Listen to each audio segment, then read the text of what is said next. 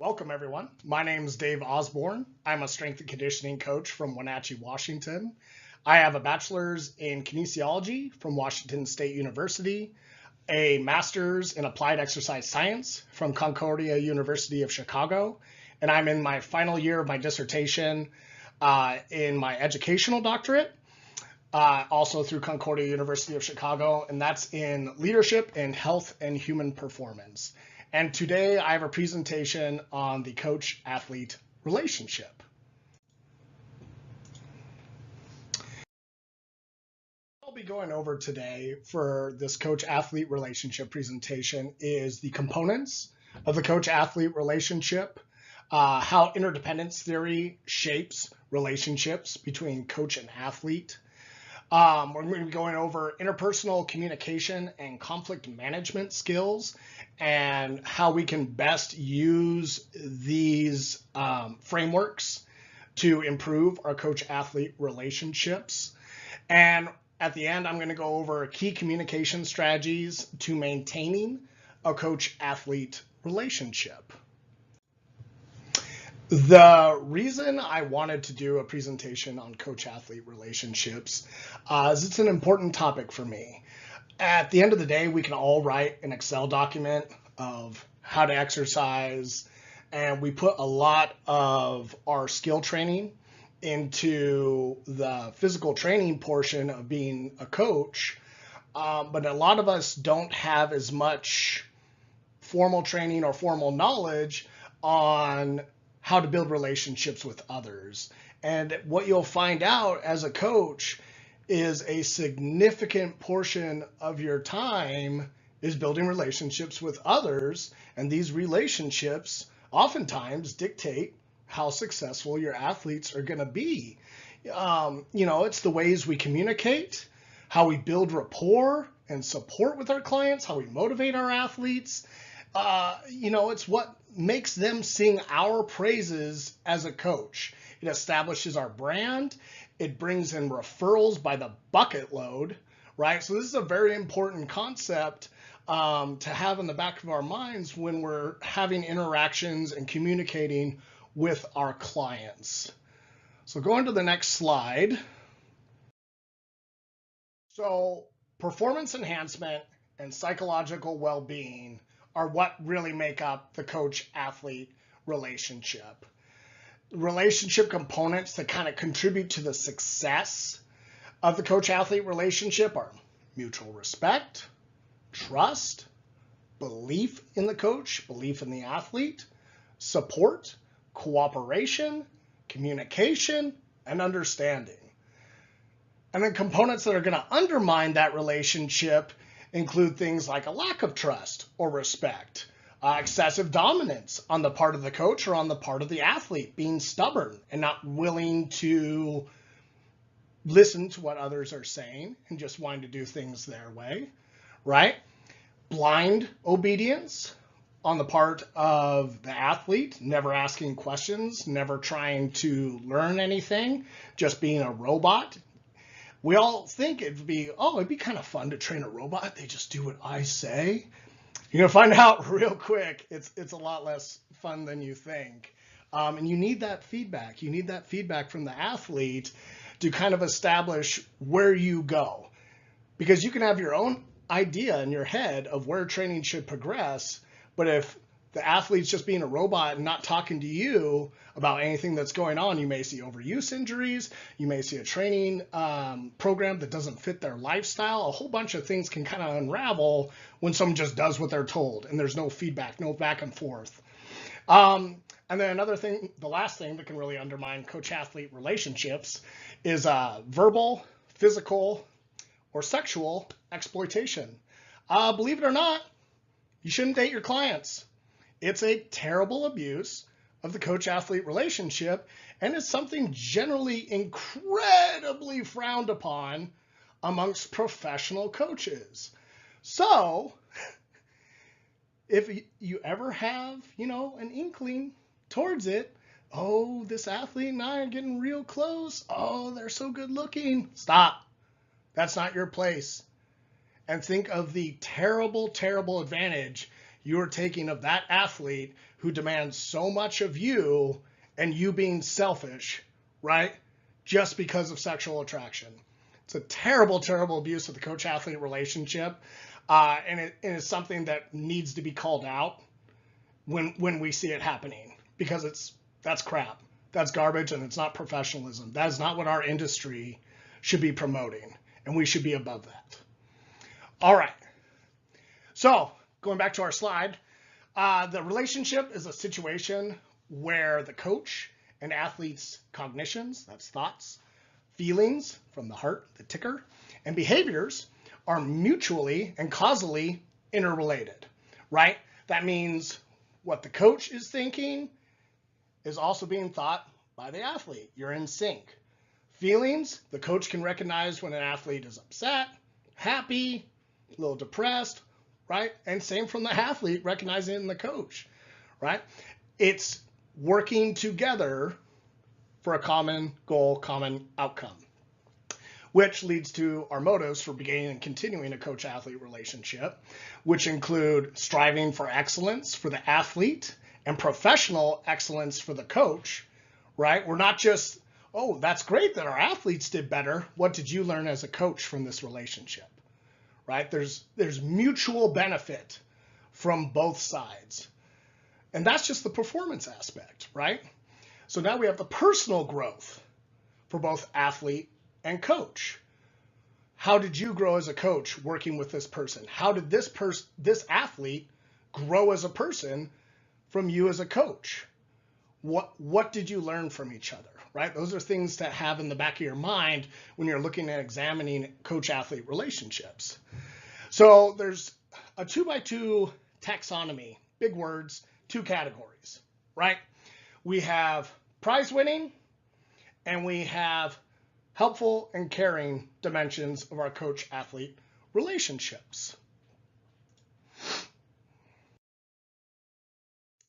We can see on this slide right here, which I took out of a book, which is listed at the end of the reference section. It's a great book on social psychology and sport. The author, Sophia Jowett, has a ton on coach-athlete relationships and assessing them, but that's a little bit past where we're going to be right now, so we'll get back to the slides. Anywho, so with prize winning, we have successful and unsuccessful outcomes. With helpful and caring, we have effective and ineffective outcomes. So let's talk about what an effective and successful outcome looks like. All right. So we know if it's successful, the athlete's performance increased, right? Our coaching performance increased because it's 2 sides, right? And being effective means that there was also psychological growth on the part of the coach and on the part of the athlete, right? So coach and athlete grew in tandem together in both performance and psychological well-being outcomes, right? This is a coach-athlete relationship where there's great communication coming back and forth. Both coach and athlete are on the same page in terms of what outcomes they want, and both are listening to each other and gaining feedback off of each other on what they need to progress. Okay, so successful and effective, easy way to remember it is you have both psychological and performance growth. So let's go to ineffective but still successful. So you ever have a coach you didn't like, but you played on a really nice team and the team won all the time and you still really did not like that coach? That's an ineffective and successful coach-athlete relationship where you have on-field performance growth and improvement and success, but you and the coach don't particularly care for you, or the coach doesn't notice you, or something's going on where you don't have the highest regard of that coach, or maybe that coach doesn't have the highest regard of you. Okay, there's something missing on the psychological scale in that relationship.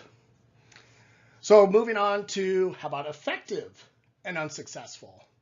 A really good way to think about effective and unsuccessful is youth sports, where you're just out there to learn the mechanics and fundamentals of the game, and you're out there to have fun, right? It's not something where the performance, it does matter, right? But it's not the highest priority. It's looking out for the well-being of the athlete. And then we have ineffective and unsuccessful, which is no performance benefit, no psychological growth, and probably neither party in the coach-athlete relationship having all that great of a time. So if you had to pick, ideally we'd all be effective and successful. Not the worst thing to be ineffective and successful. I personally don't like having bumpy relationships with people. They stress me out. I don't like people having negative thoughts of me as a coach if I'm doing my best, right? So that's something where I personally would try to avoid being ineffective and successful. And a lot of times I'd rather be effective and unsuccessful. Hey, our communication's great, we're both on the same page, but we're just not seeing the performance improvement yet. And that could be for a multiple reasons, but we're working as a team to figure them out. I'd rather have a situation where I'm working as a team with an athlete, right, to find a solution, and just going through, being a little unsuccessful at times, because at least if you're unsuccessful, you know what doesn't work, and you can eliminate that variable. But being ineffective, to me, I feel like I have much more control of that as a coach, and with conflict resolution skills, which we'll go over later in the presentation. But I don't like the idea of promoting victory at all costs.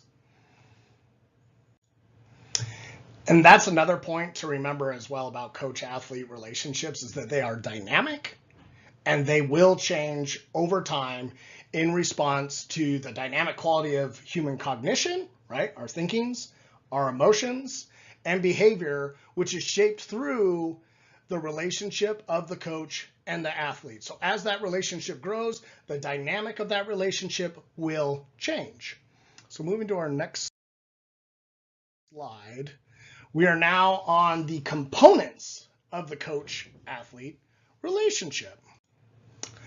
So the coach-athlete relationship, the model we're going to be using is Jowett's 3C+1, which is composed of closeness, which is the coach and athlete's social emotional bond that can be positively or negatively affected by experiences.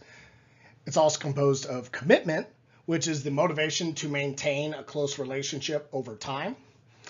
Complementarity, which is the coach and athlete's cooperative acts of interaction, that's not even a word, during training. Okay, that's how they get along together. That's how their interactions, bing, bang, bong, back and forth, right? You say something, athlete says something, you say something back, everyone's having fun, grooving together and flowing, right? Okay, that's complementarity. And co-orientation is the coach and athlete's shared understanding and knowledge. And that knowledge can be both procedural as well as personal. And we'll go over these a little bit more on the next slide. Closeness. Closeness is based on affective ties. Affective means your emotional feelings towards either a person, place, or thing, towards a noun, right? The strength of that interpersonal tie is a combination of the amount of time, emotional intensity, the intimacy in the relationship, and the reciprocal services which characterize each tie. Okay, so how long you've been together, how intense, right, those conversations are between each other, how personal they get, how intimate they get, what that level of trust is in the relationship, and whether the athlete just gives it, whether the coach just gives it, or whether they're both giving it, right? These emotional connections are going to be reflected in things like trust, liking someone, respect, belief that they have your best interests in mind. And high levels of closeness are going to promote exchanges of information, open channels of communication, and more disclosure between coach and athlete. As we're going through these components of the coach-athlete relationship, you may think to yourself, well, I have different levels of closeness with each and every client. And again, that's normal, right? Because relationships are dynamic. The closeness that we feel for each athlete, okay, is dictated by a whole variety of things. How close we are in age to each other, our gender, how long we've been doing the sport, our education levels, where we live. Tons of things contribute to that level of closeness with someone, that bonding to someone else. So it's perfectly normal for you to have higher closeness with one client and lower closeness with another that you just have maybe less in common with. But as your relationship in the coach-athlete relationship, as it goes on, right, as it grows, it doesn't matter where you start, as long as you're seeing incremental progress. And for some people, it may peter out at a certain level of closeness. Totally normal, right? A lot of that is going to be based on your communication levels, right? When you're available, kind of things like that. The setup in your coaching relationship. And there's a big difference between online and in-person coaching. I do both.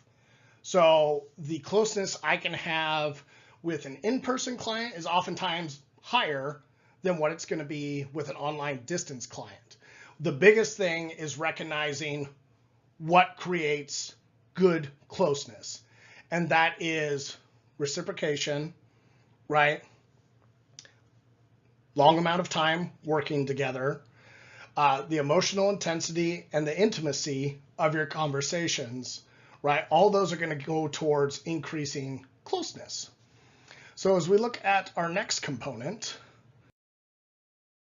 which is commitment, this is understanding how long you're both committing to the process. Is it just going to be for a meet? Is it going to be for 6 months? A year? How long does this athlete plan on working with you? And if they don't know, they don't know. That's fine, right? If you ask someone in your intake questionnaire, how long do you plan on working with me as a coach? And they don't have a great answer, that's fine. I would say that's typical. Most people, when they first sign up with you, don't know they're going to be working with you for the next 2-3 years if you develop a really good working relationship as coach and athlete. So it's important to ask up front what their thoughts are, what they're looking for out of a coach, and for how long, so that you're not on week 12, right? And you're about to write the next week for someone. They're like, actually, coach, I'm going to kind of move on. Whoa, geez. It's good to be on that same page commitment-wise. And to boost commitment, we can use words like we, us, our. Those kind of build a buy-in to the relationship, right? When it's not just your gains, it's our gains, because we're in this together. We are co-aligned towards a common purpose. And so what you do is what I also do and benefit from. It's working together. It's teamwork, right? It's terrible when it's a school project. It's not bad when you're getting paid for it. Another benefit of commitment is you'll tend to see the relationships you have with your athletes as being better than other coach-athlete relationships, which isn't a bad thing.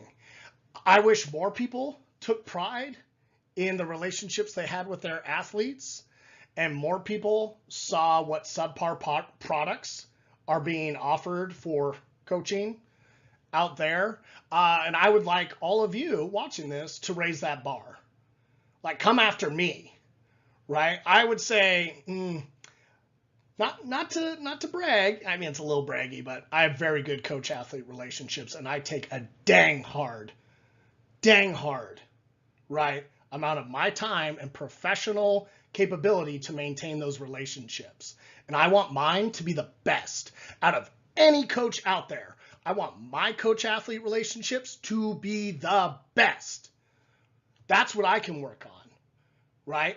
Coach, my athletes are out there busting their butts every day, right? To get stronger, to get better, to become students of the sport. That's me being a student of coaching the sport is the relationships I built with my athletes create our culture, define us, right? And give us something to equally strive for together. And I am going to be one of the very best, if not the best at it. That's the kind of attitude you want to come into commitment. When you give it to your athletes, they're going to give it back. And when you see someone giving 100% commitment back to you, it's only going to make you push that much harder. And it is an awesome thing to see explode. It's just going to explode. All your training cycles are going to be better, right? All your feedback back and forth between each other is going to be better because you are both committed to doing the absolute best you can for each other, right? And the last thing with a good commitment score in your coach-athlete relationship is the tendency to accommodate rather than retaliate when a member misbehaves. So there's two sides to that, right? Because it says a member, not just the athlete. So let's say you're the coach, your car just broke down, you have no way to send out programs or get a hold of your clients because you're in dead cell phone range, right? It takes you a day to get home. What do your athletes do when you get home? Coach, where's my program? I need it, blah, blah, blah, blah, blah. Coach, are you okay? We haven't heard from you. And big difference, right? Same thing for athletes. Did they hit all their check-ins? Did they do what was expected of them in training? If you're doing diet with them, are they maintaining their diet as well, right? And if they're not, do we think it's because, they're just disobeying us and we have to punish them? Or do we think outside of our immediate offense towards, okay, something might be up. Maybe I should find out what's up first before getting upset. That's where that tendency to accommodate and look for, I'll go over this later, but it's called win-win situations between coach and athlete. That's what commitment leads to, is when you are both focused perfectly on a long-term outcome, you will do whatever it takes to make that outcome come to fruition and adapt to the circumstances we're dealt with. Right? Because we know both people are equally invested in the relationship. So that was commitment. Oh boy, my mouse died. All right, complementarity. This is a really good one. Complementarity is the coach and athlete's cooperative acts of interaction during training. These are behaviors that are reflected in interactions that are responsive, relaxed, and friendly. It's thinking about flow, right? Let's talk about in-person training. When a client comes in and they start getting warmed up and you're loading up their weights and everything like that, is there a lot of dead space in the air, not a lot of talking, just a lot of loading plates? Oh, yeah. Or is your body relaxed? Are you just, oh man, what a great set. Yeah, let's kill it. Oh my gosh, you're so strong today. Okay, let's do this, let's do this. Are you working on that? Oh, that looks so good. Like, what is your physical presence in the training session? And then the same thing reflected by the athlete. Is the athlete engaged? Are they having fun? Are they there fully present in the session? Right? Nonverbal communication is enormous. Especially something to think about if you're just doing online coaching. In your videos, when you send corrections, notes, whatever it is, are you happy? Are you smiling? Are you engaged that you're sending this video to this client that you're expecting them to watch and learn from? Or are you kind of just, and we go over here, Okay, they should be able to feel your excitement, your peppiness, okay? You're leading the way. You are absolutely leading the way on complementarity. Your body language and voice and inflection and facial expressions, all that is leading the tone for the session, okay? So it's important that we are able to separate what's going on in our lives that may be stressful at times, to the best of our degree. We're all going to have off days and just not be that great for one another. Okay? And that's where that forgiveness and accommodation comes in with commitment, is we know people are going to have off days. And so you have to think of leading the charge with complementarity, really opening up yourself and bringing someone in, inviting them to react and have fun and to joke around or to, try something new. Let people be themselves. And if you let them be themselves in a trusting, supporting environment, you are going to get excellent engagement with your clients. And they are going to go to the stinking moon for you. And you'll go to the moon for them because it's fun. Who doesn't like outer space? So that's something to think about, right? Are you excited for the session with the client? Or do you kind of dread seeing them, dread getting messages from them? And if you do, identify why.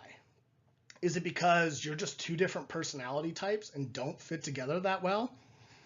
That happens all the time. Now, you can either choose to continue the relationship and try and improve your ability to mesh with that person just by picking up the cues that they're sending, right? Maybe they don't ever pick up on the cues and they just kind of always exist kind of like a brick wall. Real fun to be around those brick walls. Eventually, you're going to have a point where you choose whether you keep this client on or not, and you should let complementarity play a role in that. Okay, if I dread working with this person, do I really need that paycheck from them? Would they be better served working with someone else and you have a referral for a coach, Think about creative solutions where you don't just needlessly suffer, because that brick wall really doesn't care. They're a brick wall. Their ideas and emotions and thoughts are focused elsewhere. And so if you can't draw them in and then engage them, and it's just sapping the energy out of you, maybe consider going somewhere else with that relationship, referring them on, or just saying, hey, this would be a really good idea. Oh, crazy. Just talk to them, right? Holy smokes, solves itself. Just talk to the client and say, hey, I'm kind of having a hard time with what I feel like getting you interested, excited, on board with training. Is there anything you'd like to see more from me that would help you with that? Craziness. Oh my gosh, just talking it out. Complementarity. All right, and going to our last one, which is co-orientation, which is the coach and athlete's shared knowledge and understanding. Empathetic understanding means knowing what your coach means and the coach knowing what their athlete means.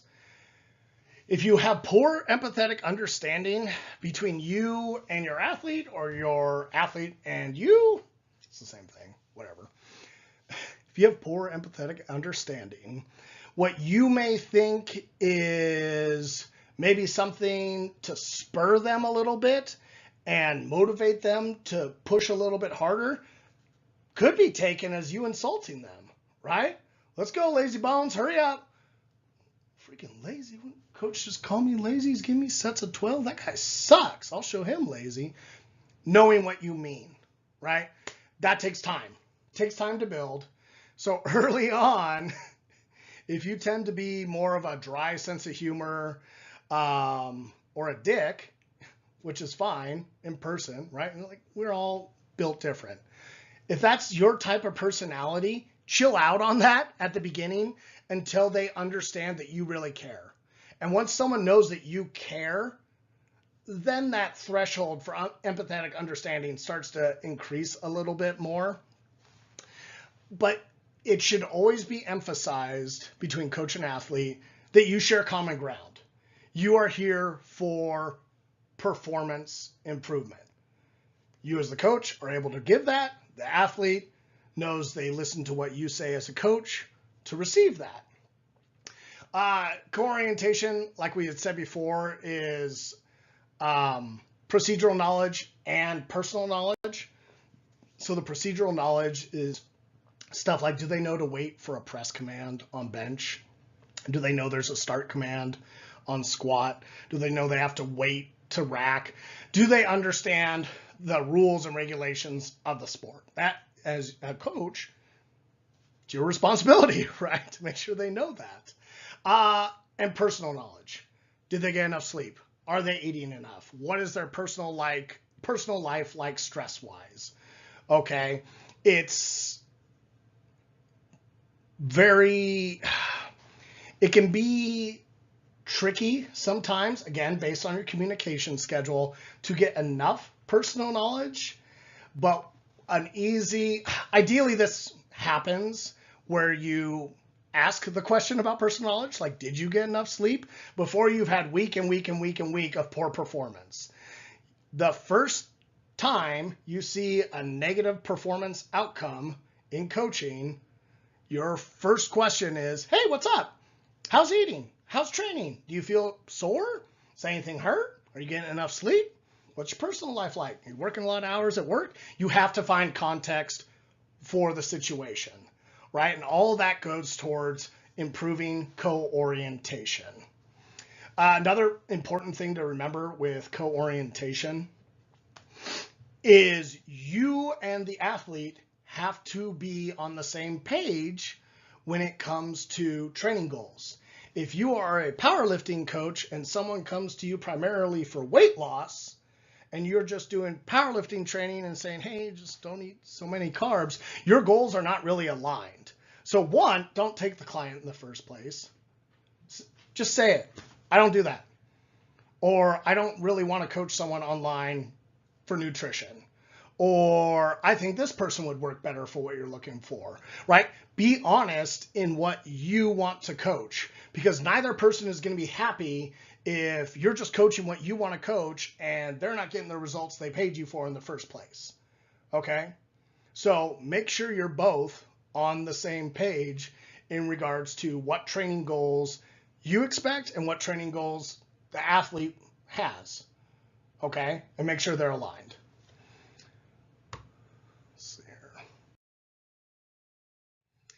Now, this is a great little graphic right here. So before, when I mentioned all the things that kind of go into what can affect someone's ability to get close, well, we see it all on this top line right up here. We have age, gender, experience, personalities, right? Wider social, cultural, sport context, with culturally defined norms, customs, norms, roles, blah, blah, blah, lots of norms and roles. And relationship characteristics. How long you've been in the relationship. Is it in transition from one thing to another? Is it a same or other sex relationship? All that has an effect on interpersonal communication. How you and the athlete talk to each other. From that interpersonal communication, you're going to have the coach and athlete's feelings of closeness, care. You're going to have social emotional connection, how they think, how they behave. Okay, those are the affective ties we create from the individual characteristics and that interpersonal communication.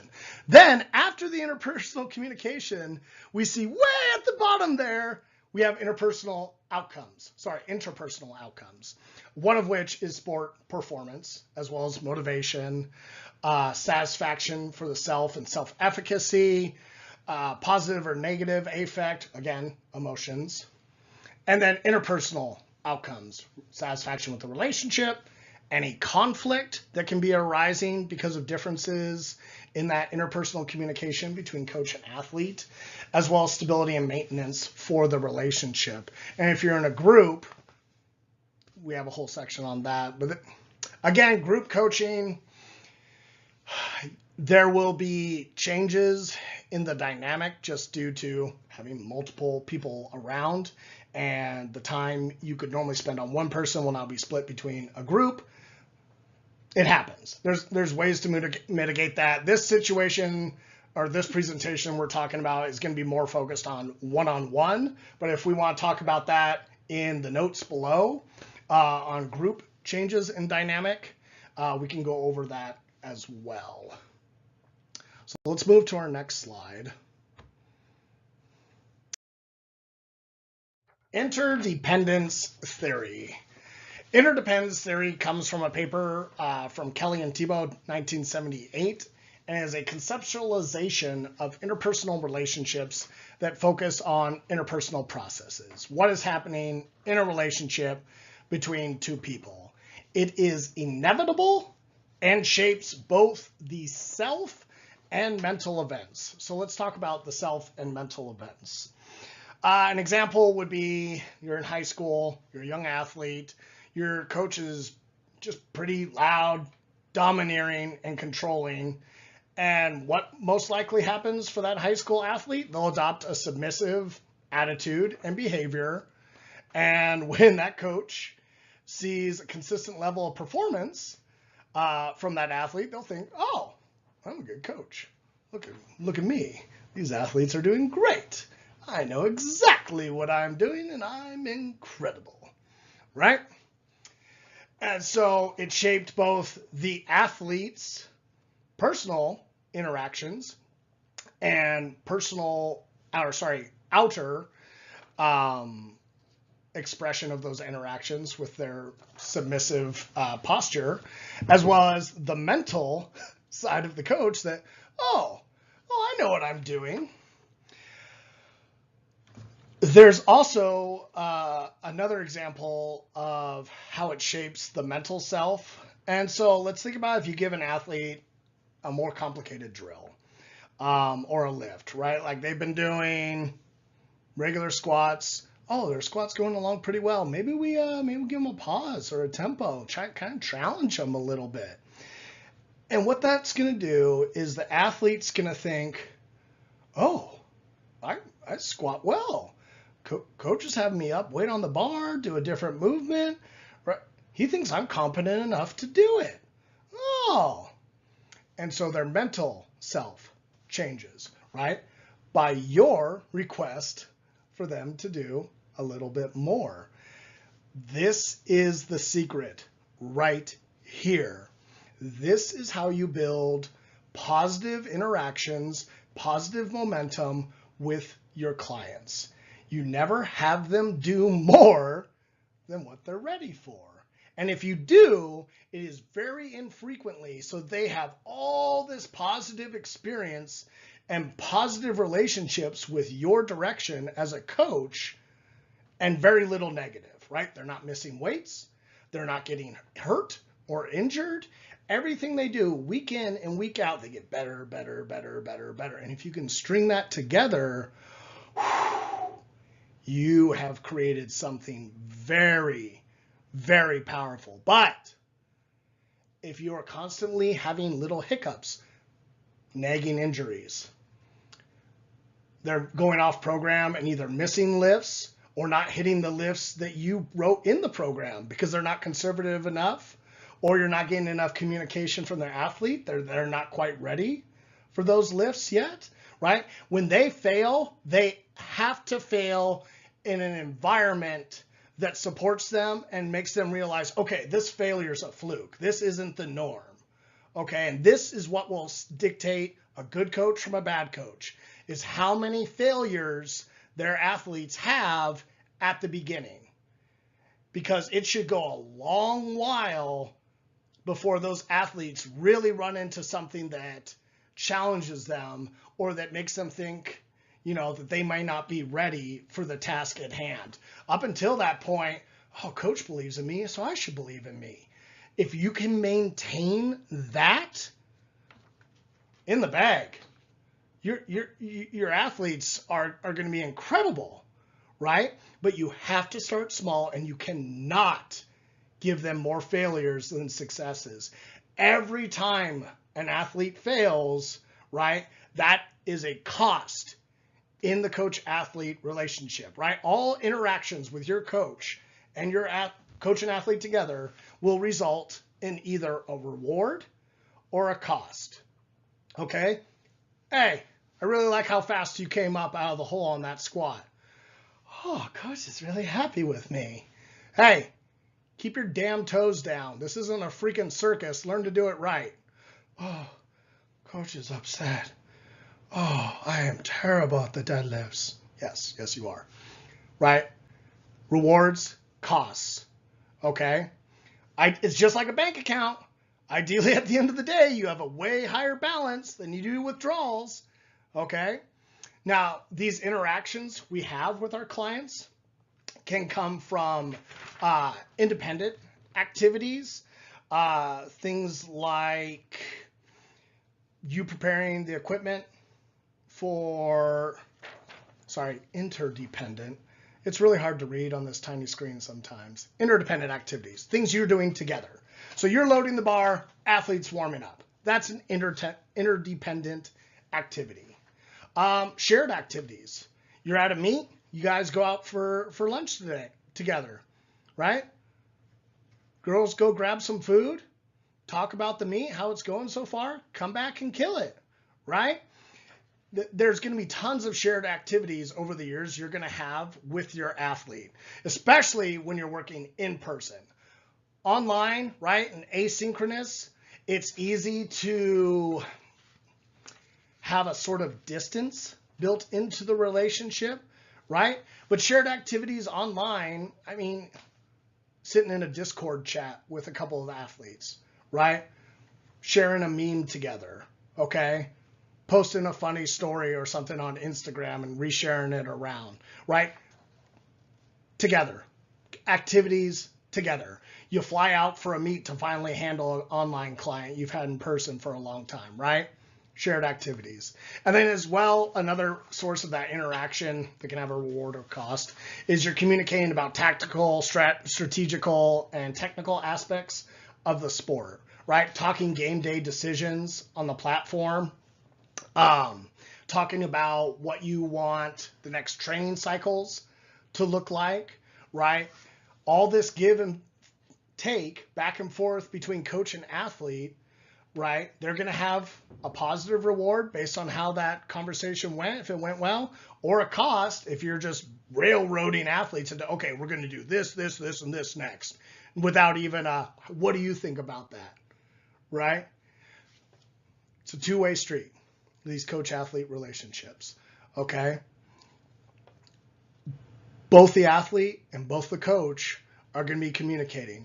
So it's important that you give your athletes the ability to communicate with you as the coach.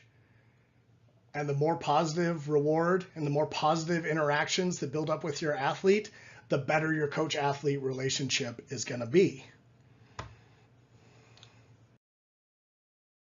Working off of interdependence theory, we have some interdependent structures in the coach-athlete relationship. One of these is the degree of dependence, which is the extent to which a person depends on another and how much that dependence influence outcomes. The amount you depend on each other, the amount the athlete depends on you, the amount you depend on your athlete will change over time. The coach-athlete relationship is what? Dynamic and always changing. Good job, class. There will be times when your athletes are highly dependent on you taking care of everything. And then there will also be times where your athletes can absolutely operate independently and autonomously. Early on in that coach-athlete relationship, I personally prefer to have a more controlling role in that coach-athlete relationship and how much they depend on me.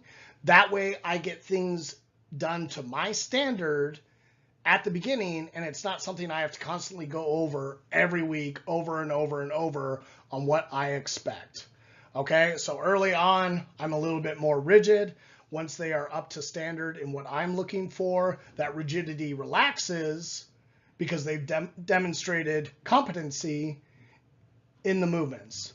Okay, and with competency, we can have a little bit more free thinking and a little bit more contribution to the relationship. So it's kind of that difference between the lifter you really have to babysit versus the lifter that you can just be like, here's the workout, get after it. I'm supervising. Let's see what you got today.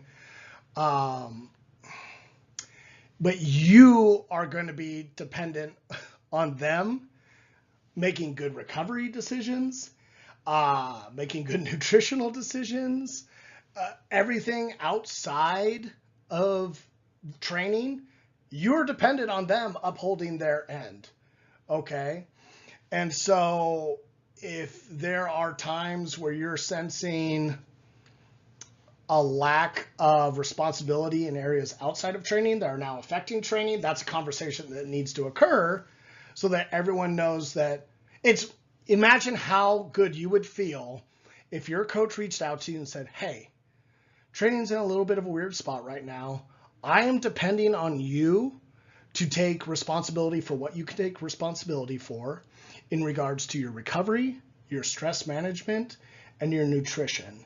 If you need help with these things, please let me know, and I would be glad to provide you with materials, refer you to professionals, whatever it is to get you to where you need to be. Because I depend on you being ready to train, just like you depend on me to provide you with training. Okay, so that's degree of dependence. Mutuality of dependence, I've alluded to before, is the extent to which coach and athlete are mutually dependent on one another for creating favorable outcomes. The more experienced and skillful your client, the more you are going to depend on their input. This is the difference between training a beginner and training an elite level athlete. How I train beginners is way different than how I train people getting ready for the US Open. Okay? Beginners, a lot of times they just don't know what's going on with their body. Luckily, you've done this a million times before, and you probably have a pretty good idea of what's going on in their body. Elite level lifters, every training session, you are dependent on what they feel like, how that session went, what thoughts they have about it. Did that feel good? Do you want to add something? Do we need to take something away, right? The way they know their bodies at that point is incredibly valuable to you as a coach, okay? And their notes on how training is going should really play a very strong role in your program design and what you're focusing on goal-wise, okay? Because they know what it takes. And so you really want to make sure you're giving them time to express any opinions, thoughts, and really pick their brain and have open communication with these high-level lifters, because it doesn't take much for something to go wrong and wreck a whole prep at that point, okay? So that mutuality of dependence, it really depends on skill level, right, between the coach and the athlete. So we have basis of dependence next, which is the ways in which relationship members influence another's outcomes, or whether dependence results from partner control versus joint control. Partner control is, are you deciding for the athlete, right? Do you just dictate what's going to happen? Or does the athlete just tell you, the coach, like, coach, we're doing this next week? And you just go, oh, okay. I reached out to you on Instagram to make me lots of sales. So yeah, you tell me what to do and I do it. Okay, right? We all know coaches like that, don't we?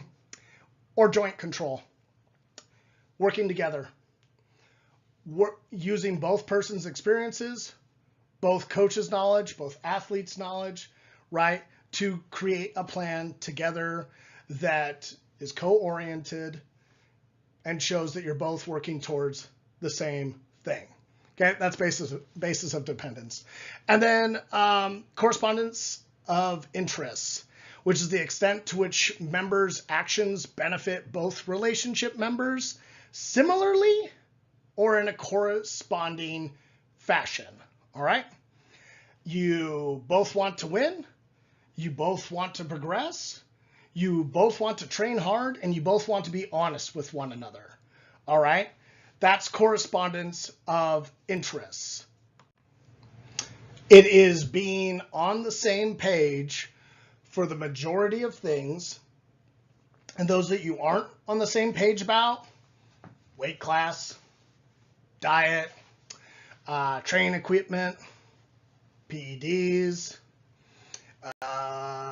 training frequency, training volume, okay? Those things that you aren't on the same page about, finding a way to negotiate with one another, finding a win-win situation where your goals as a coach are being met, your athlete's goals as an athlete are being met and worked towards, okay? So having the same interests and wants for outcomes of the relationship. That's correspondence of interest, which leads perfectly into interpersonal communication, the linchpin of all coach-athlete relationships. Oh, so exciting. All right. So communication is the vehicle for effective coaching. It transmits competence, knowledge, and skill. Athletes of all ages and abilities name communication most frequently as a significant part of a functional and close coach-athlete relationship. Interpersonal communication is going to be different based on the individuals taking part, okay? How a coach talks to an athletic director is going to be different than how they would talk to an athlete. And again, coach-athlete relationships are what? Dynamic, always changing with time, fantastic. And there are 3 rules of communication. Communication is inescapable. You cannot escape communication because it is both verbal and nonverbal. No matter what you are doing, you are communicating. Even by not communicating, that's communication, okay? It's inescapable. It's also irreversible. Once something's said, it's out there. Ask Twitter, right? Ask every celebrity regretting what they say on Twitter. It's irreversible. Even no matter how bad you wish you could take something back, once it's out there, it's out there.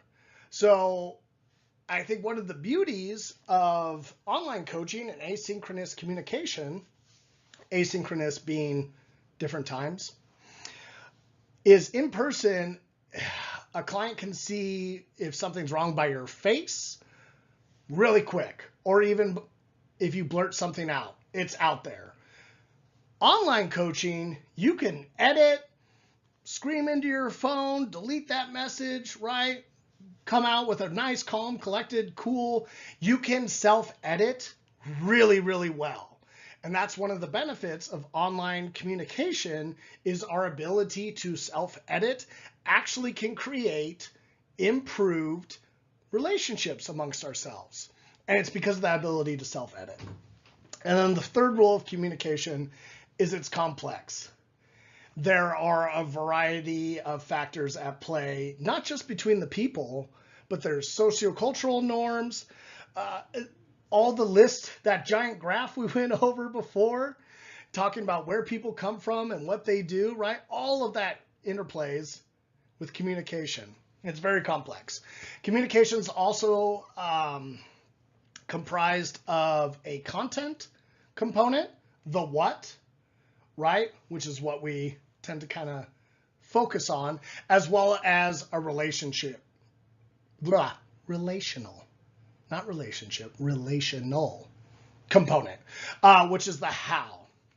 And also remember, it can be verbal and nonverbal. When we're talking about content versus relational component, content components relate to things like basic processes, the tactical, technical, strategic skills that contribute to achieving goals and developing competence. The relational component, the how, is the processes of achieving mutual trust, respect, warmth, understanding, support, empowerment, and shared knowledge of self and others that foster meaningful and satisfying interactions between the coach and athlete.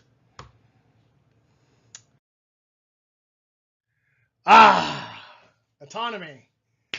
Everyone's favorite thing to talk about with coaching. Got to be supporting autonomy. Don't want those clients not to be autonomous. What does that mean? What autonomy is the ability to operate by yourself, okay? And in the coach-athlete relationship, with interdependence theory, there are dialectical spectrums like comfort, discomfort. Another one of those spectrums is autonomy, connection, okay? It's a sliding scale. It's constantly moving, where you're going to have high connection in some areas, you'll have higher autonomy in other areas, okay? We build autonomy with autonomy supportive behaviors, which include encouraging athletes to make choices and solve problems by themselves, providing them the opportunity to solve problems by themselves, okay? As well as minimizing criticism, pressure, and control, which would be non-supportive, autonomy non-supportive behaviors. When you criticize, man, gotta be really careful with criticisms. And if you're going to do it, at least do it in the way where the athlete knows what you're looking for instead. Okay, like, hey, it's not my favorite when your toes lift up during your rooting. If we could get it so that they stay down the whole time, you're going to be that much tighter off the floor, and your lockout's going to be that much stronger.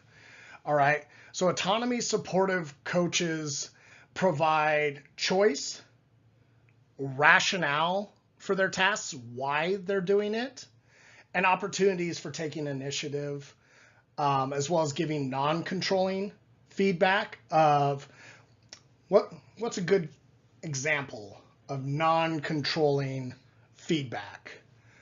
Maybe how a client benches isn't your favorite. Maybe they have a really wide grip and really narrow range of motion, and they sink into the chest a whole bunch and heave off the chest, and you just think it looks like a hot mess. Well, rather than retooling their entire bench press, maybe you sneak in some close grip work here and there, thinking that, man, if they kind of have to do close grip, they'll kind of see the benefits compared to their wide grip. And maybe you make them hold for extra long pauses. And man, when I really sink into me, those long pauses kind of kill me. I wonder if I should be tighter. And you provide them with the circumstances to ask you, hey, coach, what do you think we could change with my bench press to make it a little bit cleaner, a little bit easier? I'm feeling really good on these close grips, but these long pauses are kind of killing me. Do you have any suggestions of what we can do? Right? Lead them to it. If you're looking to make a change, lead them to that change. Don't just snap it in there, okay? So that's non-controlling feedback. Avoiding ego involvement of, oh, I'm the coach. They do what I say. That's how this relationship has to be, okay? It's a great way to kind of kill your client's ability to function themselves. And really, do you want to be there to hold hands for every client? No. You do want them to be able to function autonomously, okay? And another great way to get them to function autonomously, if you're working with people in person, is have them show a new person how to train. Oh, all of a sudden they're in a leadership role and they really got to know what they're doing. Okay, so as their skill and experience grows as an athlete, give them opportunities to operate autonomously. Doesn't mean they're operating autonomously all the time, but they can, and they are provided means and opportunities to do so. So just like regular progression in training, there's a progression to autonomy, where over time, as a lifter develops skill, develops experience, develops competency, reward that. Reward that with more of their contributions to training. What would you like, right? As well as making them give back to others in the group if you're in an in-person situation. It also works online. I have plenty of clients that can comment on another client's Instagram post, Reddit post, whatever, what have you, and pass knowledge on. It is fantastic to see in practice. People you've worked with for years now passing on that knowledge to others. It's the best feeling, right? We're lifting everyone up together and we're working as a team to do it. And it comes because they've demonstrated proficiency and you have rewarded that with pieces of autonomy. Okay? So going into, this is gonna be the best slide. This is my favorite part of this presentation, and it's what's going to make or break you as a coach. All coach-athlete relationships are going to come down to conflict management, okay? The majority of interpersonal relationship conflict arise from the inability to distinguish between content, the what, and relational levels of communication, the how. Okay? Let's say the how is the athlete is late or not sending feedback on time, which then annoys the coach, kind of gets under their skin. And when the athlete checks in, the coach reams them a little bit about not staying on top of their check-ins or training logs, or are you even taking this serious anymore, right? And then you find out the reason the athlete is late because they just had a surprise medical bill pop up and they lost their phone and you couldn't contact you, reach you. No one's fault, really. But we can see where an inability to gain context of the situation can lead to conflict, all right? And so with conflict, we can have lose-lose situations where coach yells at athlete leaves, quits. You can have win-lose situations. Coach yells at athlete checks in more often, but feels disrespected and slighted and has now kind of soured the relationship a little bit. And it's going to take time to build that back, if you build it back at all. Or you can have win-win situations. And if you can frame all your conflicts as win-win situations, you're going to be the GOAT. Your clients are going to love you, and you are going to have a lot of clients.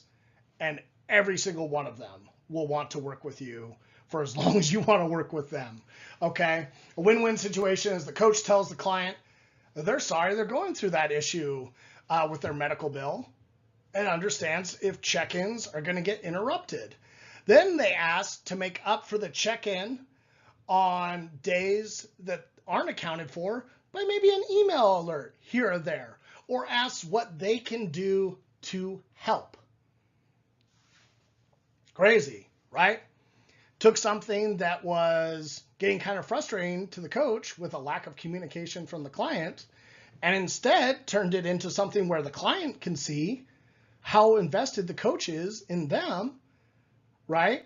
Which is going to make the client, ideally, if they're a sociopath, who doesn't really work that way, it's going to make the client want to invest more into that relationship as well. You have to be the leader as the coach, all right? Creating win-win situations falls on you. Falls on you to listen to your athletes, to engage with your athletes in the first place, all right? And create options that aren't just you giving up, right, what you're trying to get for at the expense of the athlete, right? If we look at our little graphic here, we can see concern for self and concern for others. You being the coach, if you just give up and let the athlete do what they want, right, you're obliging, okay? If you tell the athlete, it's my way or the highway, we either do this or get out, you're dominating, okay? That only lasts for so long. If you both just kind of avoid the situation together, you're both avoiding it, and it's only going to get worse, and that conflict's only going to grow, right? Or this is what I like to think of as better than compromising, right, is integrating, okay? I want something, you want something. Where is the intersection of where those two meet, where we both feel like we've walked away from something? That is your win-win situation, okay? Conflicts help individuals develop resolution skills, self-awareness, that's two, self-awareness, and social skills required to get along and pursue team or individual goals despite relational conflict, okay? It is a skill. It has to be used to improve. It's the same thing as your squat. It's the same thing as your bench. Frequency makes it better, don't it? For a bit until your shoulder falls off. Nah, that won't happen to me. It's a skill. Skills require constant usage to perfect, okay? So when you are running into conflict with your athletes, understand the entire issue going on with the conflict. Are they not checking in? Why aren't they checking in? Are their lifts not going great? Why aren't they going great? Do they seem kind of angry and unresponsive? Why are they angry and unresponsive? Okay? Get to the root of the problem. And then over time, sometimes you're not going to be able to figure out a situation. That's fine. We all miss lifts. Okay? There's all conflicts we can't effectively manage, especially if it's past our skill set. Happens, right? You can log it down, do better for next time, have a plan for when it happens again, because they're probably going to happen again. A lot of them just happen over and over. Okay. That's the biggest takeaway I want everyone to come away with for conflict management, is it's a skill that you have to use a lot. And it sucks. I personally get very uncomfortable doing conflict management sometimes, because not only do I have to be vulnerable, but I have to in turn ask that the client be vulnerable with me. And if that's early on in the relationship, that's difficult, right? Conflict management's way easier if it's been a while you've been working with someone. Right off the get-go can be very difficult. And sometimes it just doesn't work. I've had people that have been 6 weeks into a training cycle, conflict arose, we weren't able to work past it, and they just quit. Or I said, I'm not the coach for you. I don't think this is going to work. Bye. I referred them on, but still it happens. Okay. It's a skill. And the younger you are as a coach, okay, the longer you have before it's a really, really strong skill. But that's okay, because you got to start somewhere. We're all going to mess up. No one is ever going to fault you for messing up if you're trying. All right. That's the same standard you have for your clients. That's the support and the trusting environment. As long as effort's being given, right? We respect the effort being given. And if it's not up to the standard we need it to, we identify a way to get it to that standard without being negative, condescending, angry, or sarcastic about it. Nothing that's going to take away from our client's ability to want to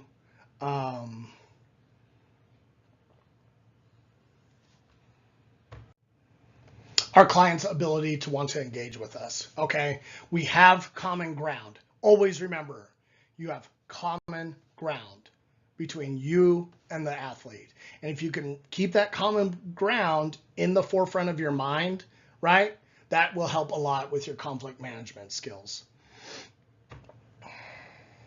Continuing in our talk on conflict, we have this concept of relational expertise, which is the capacity to create a good connection and affect the well-being of others in a positive way. Relational expertise requires the ability to express and experience emotion, participate in the development of others, empower and create strength in others, and embrace the expectation that a relationship can yield mutual growth. My clients benefit from the relationship with me. I benefit from my relationship with my clients, which I very much so do. Relational expertise has 4 dimensions. Their engagement, which is the quality of involvement between the coach and athlete, and includes empathy, warmth, and responsiveness. Empowerment, the experience of feeling strengthened, encouraged, and inspired to take action through connection in a relationship. Authenticity, which is the ability to be one's true self in the context of the relationship and be open to influence. And the ability to deal with conflict and difference. The process of expressing and working through differences in background, perspective, and feeling, leading to enlargement of the relationship rather than disconnection. All right, relational expertise is how good we are at interacting and creating creating relations with others. Okay? If you have high engagement and you're empowering your clients through your coaching, not just physically, but mentally, and giving them opportunities to express that empowerment. If you are authentic and you are who you are, right? And don't try and morph yourself into what you think others need from you, but just exist and be comfortable with your own self. How important is that as a leader when you are interacting with your athletes and you want them to be themselves, that you too are yourself? We're leaders as coaches. We're leading from the front, okay?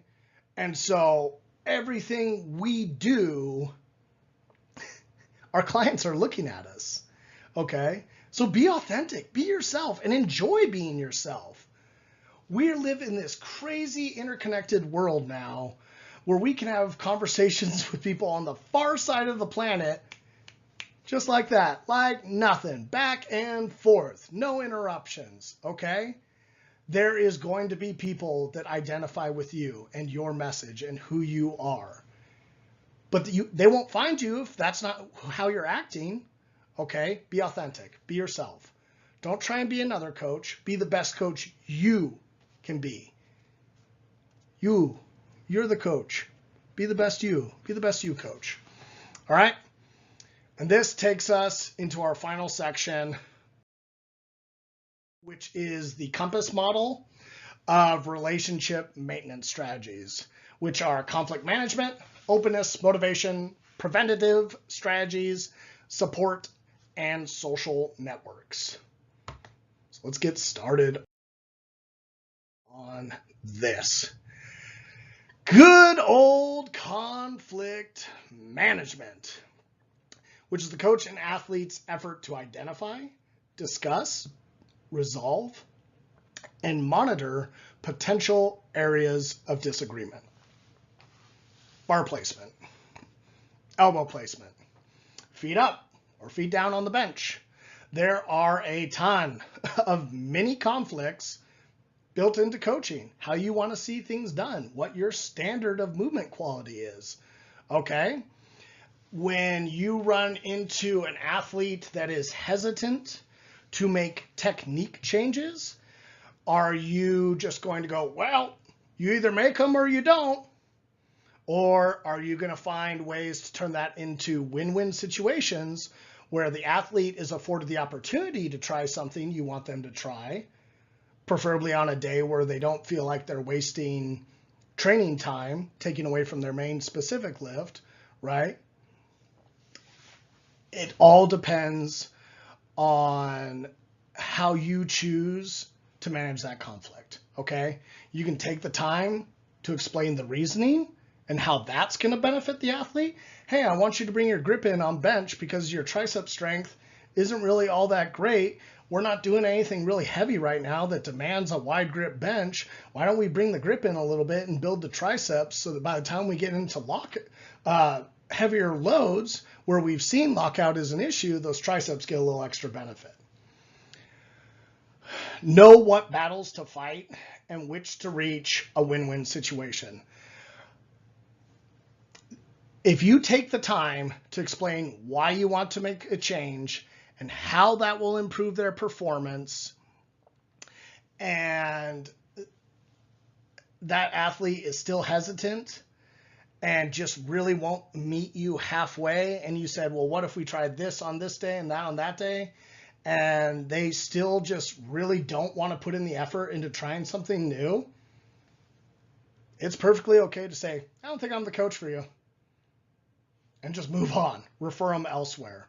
Okay, if the conflict can't be managed and you can sense right away that they're going to be stubborn and not give on anything and not try and work with you to reach a mutually beneficial situation, move on, because they're going to be stubborn the entire time. And you're going to get increasingly frustrated that they're not doing what you're asking and what you've explained to them and why you've explained it's important, and they're still not on board. They don't need a coach. They just want an Excel spreadsheet. They can go get it elsewhere. It's not worth your time. Move on.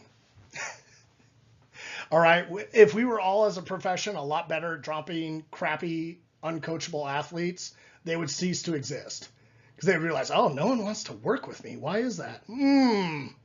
Wonder why. Right? But you have to do everything on you as a coach to try and get that change to happen, okay, before you kind of call it quits. Or don't take them on in the first place. If it seems they're not interested in making big changes that you think are critical to their overall success, and you've explained it and they're just not really, I kind of just want to do things my way, just say, I'm not the coach for you. Bye. No, that way you don't waste your time in the first place, because your aggravation is not worth it. All right? Maybe early on when you're struggling for paychecks, you can suck it up a little bit and you'll learn that the hard way. But if you don't have to, and you're just trying to take on the best people you can that will fit with you, keep that in mind. All right, conflict management is going to affect your complementarity and your closeness. The more conflicts you can successfully manage, right, the more that social emotional bonding is going to increase, those affective ties. Funny thing about affective ties is there's a lot of research showing if someone doesn't just want to go to the gym, they don't feel like it, they don't go. Okay. And so to a point, we're responsible on increasing those feelings of motivation, on increasing those feelings of, oh, I can't wait to get to the gym this week and kill it. Coach has an awesome plan written up. We're making all this progress right now. It has a big effect on your ability to motivate them to go train and the effort they put into training. Okay. And when you're at training, that complementarity level, right, that flow between you, your ability to manage conflict and keep mutual respect between you two is huge, is enormous in person training. Okay, so that's one thing to keep in mind with conflict management. Going into the next strategy of maintaining relationships is openness. All right, openness is your efforts to engage others in open lines of communication. So, do you only talk to clients on training days? Do you initiate the conversation with clients on training days, or do you wait for them to message you? Sometimes you do both? Is every time you talk to a client before training or after training? Do you have times when you are unavailable for training, and do they know that? Okay. Are you honest and frank and respectful with your client regardless of their status in the sport? I think it's a terrible thing when a client goes to the trouble of hiring a coach and that coach just can't be honest with them. Hey, you're high. Hey, you didn't pause your bench. Hey, your butt's off the bench. You are not doing anyone a service when you are dishonest with your clients.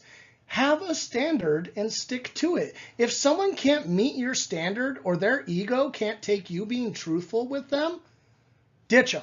They're not a client, right? They just want a sounding board. They can go hire someone else to be a sounding board, okay? Oh, it's going to get you clout. Oh, it's going to get you more clients because you worked with so-and-so. Maybe, maybe not, but you're probably going to be pretty upset and frustrated working with that person the whole time because it sucks working with someone who can't take honesty, all right? Who doesn't want to get better and just wants to have someone stroke their ego. That's a terrible athlete to want to work with.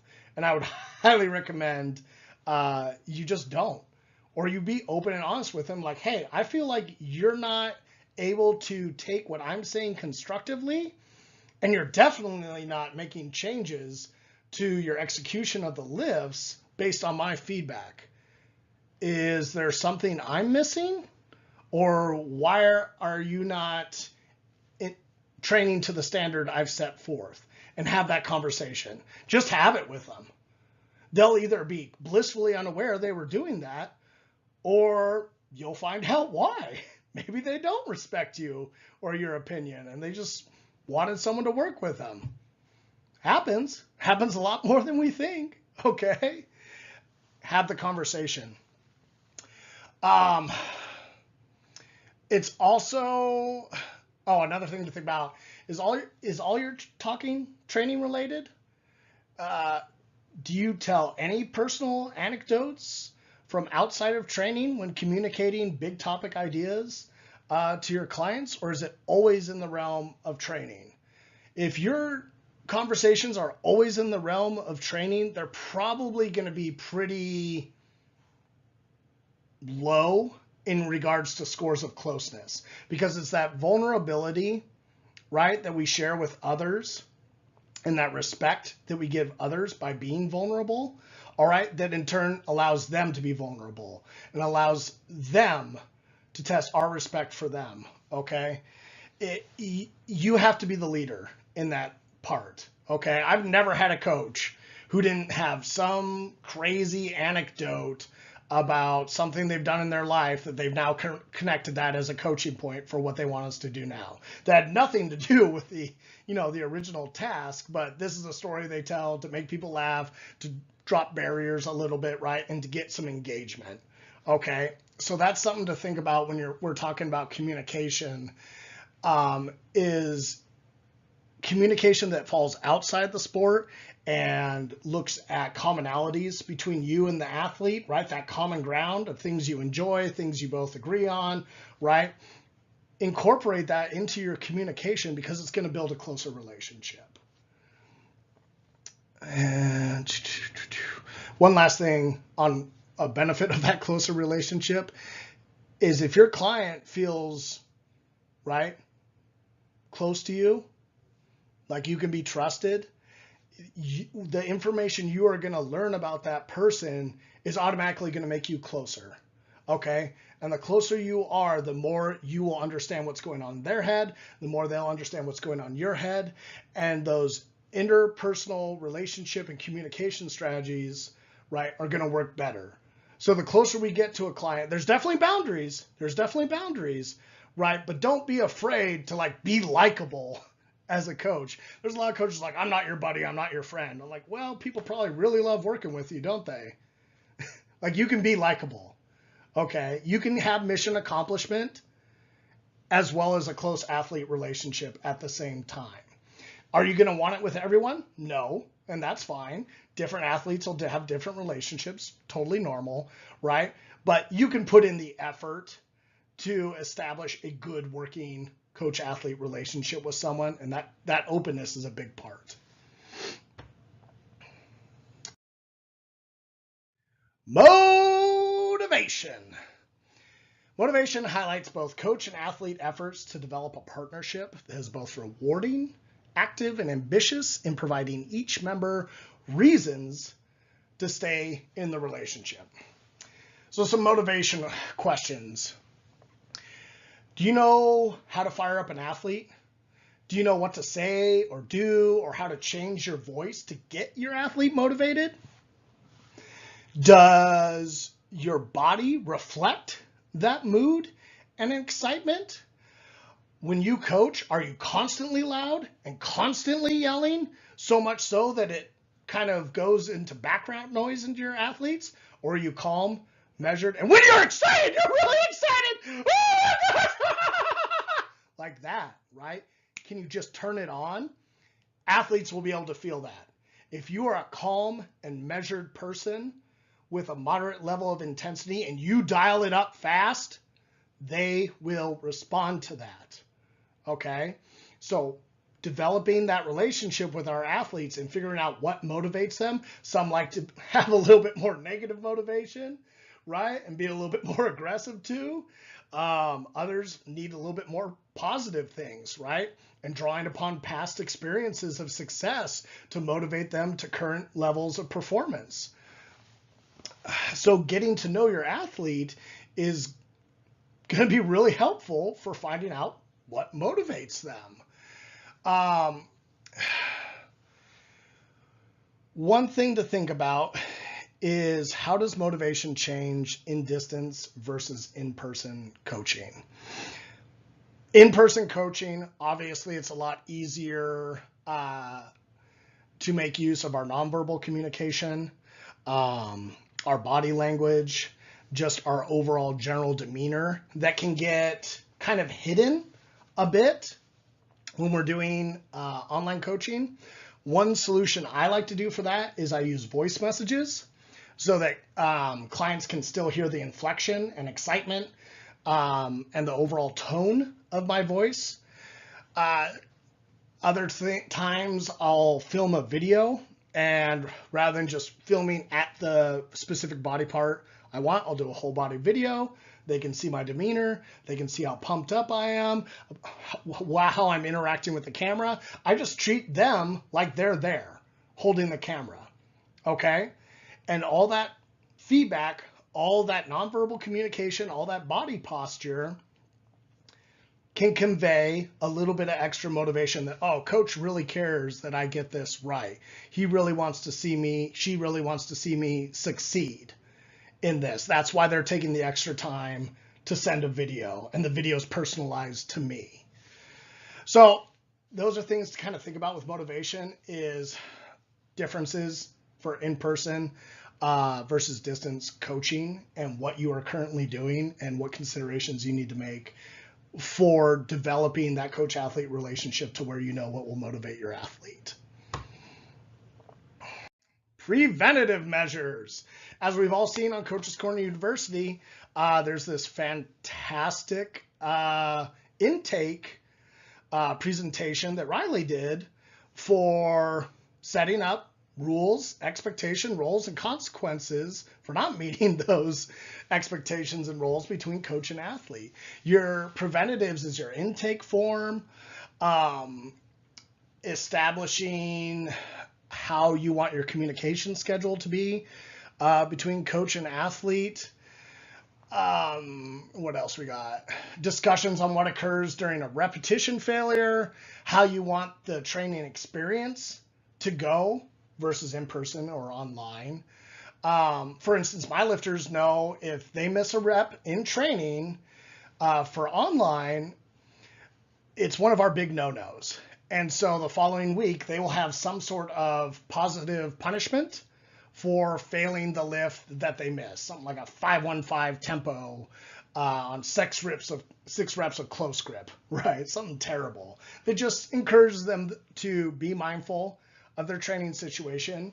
And the other rule we have is if the weight's too heavy, you follow the rep and set scheme, okay? So yes, it may say a 4x3 at 300 pounds. That's not there that day. You do a 4x3, okay? To the best of your ability, right? And again, as that relationship and dynamic grows, they'll know what we're looking for more and more without having to assign an RPE to it, right? But basically, the more legwork you do in the beginning with your preventatives and just establishing the boundaries and rules and expectations with your client and what you yourself are responsible and accountable for, the better off that relationship is going to be. And sometimes you're going to need reminders, right? Sometimes people are going to go do what they want to do. They come back and say, hey, coach, sorry, blah, blah, blah, blah, blah. And we just remind each other that, hey, these are the expectations and roles we have. let's make sure we're following those. If one of us misbehaves, there's accountability for how we're going to get back on track. All right. So that leads us into our next slide, which is support, which is reflected in the coach and athlete helping one another through difficult and challenging times. This profession gets personal. I know a lot of coaches try not to let it get personal, but especially in person, you see someone 3-4 times a week, every week, year round, you are going to develop a personal relationship with that person. You're going to know things about them. You're going to know things about their spouses. You're going to know things about their kids, their family, their business, and how work's going. You're going to know a lot about that person. And they're going to know a lot about you, because part of that coach-athlete relationship is reciprocation. It can get difficult at times. You're going to have clients who are going to deal with their parents dying, right? You're just going to, here's where things get a little interesting, we'll call it. You have a client message you, hey coach, I don't think I'm gonna make it in this week. My dad's in the hospital. I'm just having a really hard time. You're just gonna be like, cool, thanks for letting me know. Bye. Right? We have to have empathy. And it's a skill. You're not always going to have the best thing to say all the time. Sometimes all you have is, I am so sorry. Literally all the words I have for you right now is how sorry I am. I can't imagine, the struggle you and your family are going through. Don't offer help of, is there anything I can do, unless you freaking mean it. Okay? Because that's an easy way to bring, create some resentment, is you just trying to follow through with a social norm, but you don't really mean it, and now you're roped into something that you didn't want to be roped in the first place. Okay?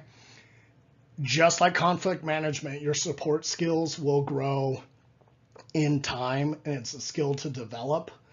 It's just part of growing older, right?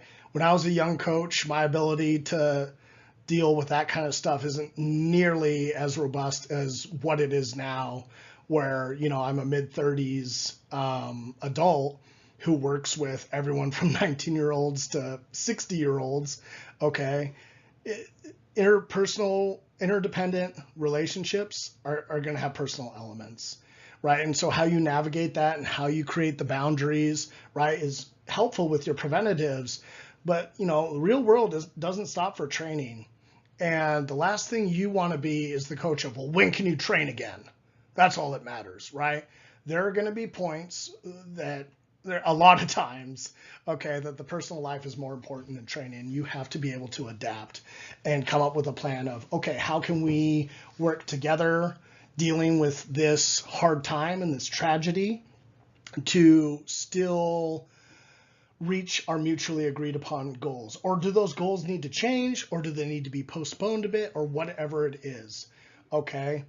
But the big thing is, the more you give to your clients, the more that you're going to give back to you. And you are not going to realize and be appreciative of that until you really need it, until you're dealing with that personal emergency and you realize you have the best clients on the planet, because they are all understanding, because they all want to help you, because they all are invested in your well-being just like you are invested in theirs. Support is absolutely massive for the coach-athlete relationship, and you can't really appreciate it until you've built it with someone and had that time of need, and then they came through. Having support between coach and athlete, oh my gosh, the closeness that comes from that, it's having your tribe. It's having your team that's just going to go to bat for you, that's there for you under every climb and place, okay? Brotherhood, sisterhood, members, whatever you want to call it, right? It's a united group of people supporting one another, and it's incredibly powerful, and not something to be taken advantage of for personal gain. Okay, as Again, going back to coaches having relations with clients, not something to be taken advantage of. Okay, so it's going to happen. And being aware that it has the possibility of happening in the likely future, or knowing the ins and outs of someone's life, right? You're going to be called upon to be a support structure, and you have to be ready for it. Okay, you don't really want to drop the ball on that, because that's something clients are definitely going to remember, is when they reached out to you and you weren't there and you weren't available. Yeah, that's not going to be great on your coach-athlete relationship. And finally, we come to social. This brings us to our final relationship maintenance strategy, which is social networks, which are the bonds we have outside of the coach-athlete relationship between both coach and athlete, right? These are our parents, our spouses, our friends, our peers, our teammates, our sponsors, agents, whatever, all the relationships outside of that coach-athlete bubble. And recognizing whether, this is for both coach and athlete, whether the majority of those relationships are positive or they're negative. If you have a young athlete and their parents aren't really supportive of them lifting weights and training and growing their body and gaining size, that's going to have an effect on their training and an effect on their mental ability to cope with training, right? Because they're receiving stress on the other side, outside of your coach-athlete relationship, to not be doing the things that you need them to do. Or are their parents really supportive? Is their spouse really supportive and loves that they train, right? Knowing who your athletes are around and spending time with, right, will help you understand any recovery issues, any mental fortitude or psychology issues they may be having during training. It gives you a lens and perspective of all the ways they're being influenced in their life. And the best thing you can do is be a leader and lead by example. Are you out there posting on your Instagram how you go out every Friday night and party around and get wasted and do whatnot, and then show up the next day barely hydrated, barely ready to train, and it's just all over your social media that got a little too crazy last night, couldn't really deadlift the way I wanted? Is that what you want your athletes to do? Probably not, unless they're doing it with you, and that's a birthday party. That's a lot of fun, right? So the best thing you can do is lead by example and be the role model that you would want them to have to positively influence their performance.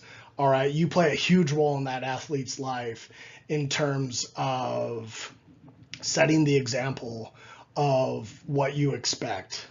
And if you're upholding that, right, it's a lot easier to come from a place of authority rather than athletes seeing you just say a bunch of things and then do the opposite.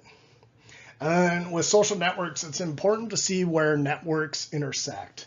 Do you have a relationship with someone that could benefit your athlete? Do you know a PT that's really going to take care of them if they get injured? Do you know a sports dietitian who really knows what they're doing and the best way to optimally fuel your athlete if they come to you and say, hey, I need that extra help, right? What resources do you have to offer them that can be a positive influence on them?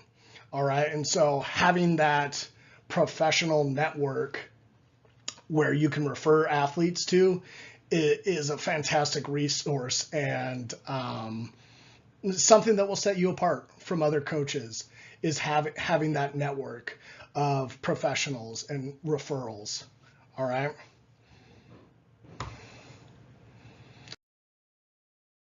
So to review all the things we've talked about today, a lot, we went over the components of the coach-athlete relationship: closeness, commitment, complementarity, and co-orientation.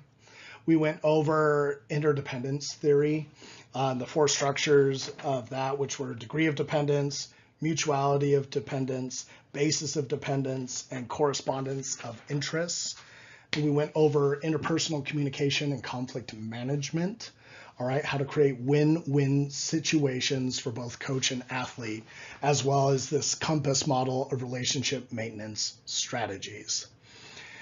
Some closing thoughts. At the beginning, you'll probably have a tighter leash on lifters than what they will have at the end of your time together. That's normal. The coach-athlete relationship is what? Dynamic. Exactly. It changes over time. Don't give them so much freedom that they can't steer and guide themselves. Don't let them get lost. Give them responsible amounts. Make them demonstrate they can handle being given a small amount of freedom before building to big ones. Hey, do you want a 10-pound or a 5-pound jump on that lift? 10 pounds, 10 pounds. Do a lift, they either get it or they don't, demonstrating they know how much to weight to add or not. Start there, okay? Autonomy is going to come with fluency, trust, and understanding of one another, which take time. And they take positive experience after positive experience after positive experience. So it's important you don't push too hard to the point where they fail too often. But you can give them structured ways to push themselves, and you, the coach, will then create the environment that they can fail in, not the lifter. If you, the coach, create the environment, right, they don't have responsibility for failing. That's just you two learning each other, okay? Failure comes from the coach and their ability to effectively gauge the client's capabilities. And that takes time. That's developing your coach's eye. That's developing your relationship with the client, okay? As you get to know the lifter, again, that becomes easier. So it's perfectly fine to be super conservative at the beginning of that relationship and just lob them softballs. Lower the height of that basketball hoop and let them dunk. Let them feel awesome. Give them all these positive experiences in training to build off of so that it comes to competition time, like, fail? Why would I miss a lift? I never miss lifts. I would never take a weight I can't hit. Coach says I can do this. Of course I can do this. That's what we're looking for. All right. It's better for that week one to be an easy grand slam and then slowly, incrementally raise difficulty than to have them struggling from the get-go and have to constantly readjust and constantly change the plan, okay? Positive momentum builds self-efficacy. Their belief that they can execute the skill to the degree required. All right? And finally, conflict management is going to make or break you as a coach. It really is. Your ability to create win-win situations, it's huge. You know, and there's going to be times you get it wrong. And when you get it wrong, you need to record what went wrong and what you would do next time so that you can learn from it, right? Failures are just our opportunities to learn. We have to have failures. And it's important that you stress that in your relationship, that failing, but giving it your all and still coming up short, perfectly fine. You did what you could do. Sometimes failure is out of our control, okay? But creating that environment that people can fail in, it's great. It's fantastic, right? It's so much less stress than, I don't want to miss. Oh, coach is going to be so mad. Oh, I can't handle if I miss. And then having those negative feelings right before performance of a skill, not great. Not great. Create a safe environment where failure is possible. That being said, I didn't become a coach for me to lose or for my clients to lose or not progress, okay? I want my client to be the absolute best lifter they can be, and I want to be able to provide the skills they need to do that. If I facilitate that dialogue of, no matter what happens, I want you to be the best you can be. And they know that. You've said it to them multiple times, and they're saying it back to you. I know you want that, coach. I know you want me to be the best I can be. That teamwork and that co-orientation that results from that, okay, that common ground That's what you're trying to build. All right. Is no matter what happens, we're trying to do the best for you physically and psychologically. Okay. Sometimes our skills psychologically just aren't going to be enough and we have to refer them out. That's part of having conflict resolution, right? Is being able to facilitate further help. Okay. And so it's important that you have those resources and develop them over time to be able to direct people and clients that you don't have the skills to help to someone that can help. All right. The amount of care and interaction you put into the relationship, it's on you. Some clients are going to blast your phone, your email, however you're communicating. They're going to blast it and you're going to have all the information you need and then some. Other clients, it is like going to be pulling teeth to get them just to elaborate on how their squats felt. Don't give up. Keep pushing. Keep letting them know it's important to you that you know how they're feeling, that you know how that week's going, that you want to be on the same page with them in terms of progression. How does that sound to you? This is what I'm thinking for next week. Does that sound doable? Get them to open up. Find that common ground and create a dialogue around it. All right? And then lastly, remember that when conflict does arise, okay, because it's going to, communication is how you're going to get out of it. If you are feeling upset or not super thrilled on how an athlete is performing, all right, communicate that. Don't do it in an aggressive way, but do it in a way that, hey, I'm getting a little concerned about how this week is going. Is there anything else going on? Are there changes we can make in training that still lead us to the same place, but become a little bit more beneficial for you, right? Create dialogue. Open the lines of communication. That's your job as a coach. And if you can do that and get the athlete to buy in, right, and trust you, okay, you're going to solve the majority of problems you're going to run into because you have communication both ways. And if you have a common goal, communication both ways, you can find a solution that's going to work. All right. Next.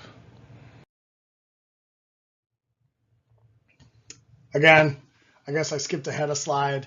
But yes, the relationship's dynamic and is going to grow and change over time. The relationship you have early on with a client is not going to be the same relationship you have 2 years in.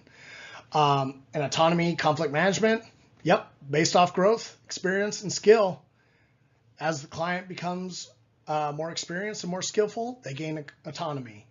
As you become more experienced and skillful with conflict management, you start seeing the power of the coach-athlete relationship and how two people directed towards the same goal can be much more effective than just the one person alone with a robot doing their every whim and command. All right. Your ability to create coach-athlete relationships is your measurement of success. Okay. How your athletes feel about you as a coach determines your success. Because if they feel great things about you and they're invested in you and your philosophy and your ethos and who you are as a coach, right, they're going to go to bat for you every single time. And the kind of culture and climate you can create between your athletes and who they reach out to and their social networks is incredible. And your reputation and your business is going to grow. All right. I'm still working on it. Okay. Every day I'm working on those conflict resolution management skills. Every single day I'm working on communicating with my athletes better and better and better. And I'm going to get immeasurably better after another decade of it and another decade of it and another decade of it, right? The skill that I'm building today is not going to be the same skill I have 20 years from now as a coach, right? Because I'm coming to win. That's how you win, is building close athlete and coach relationships. Okay? So come beat me. I would love it. I would love for someone to try and take me on in their ability to build long-lasting and effective coach-athlete relationships. I'm waiting. All right. Thank you, everyone, for listening to this presentation on coach-athlete relationships. This is the reference page of some of the studies and books I referenced in this presentation. This is my contact info, my email, Instagram, Facebook, and Reddit. Feel free to reach out to me on any of those services or leave comments in the comment section of this presentation. Thank you again for listening. I had a really fun time putting this together for everyone.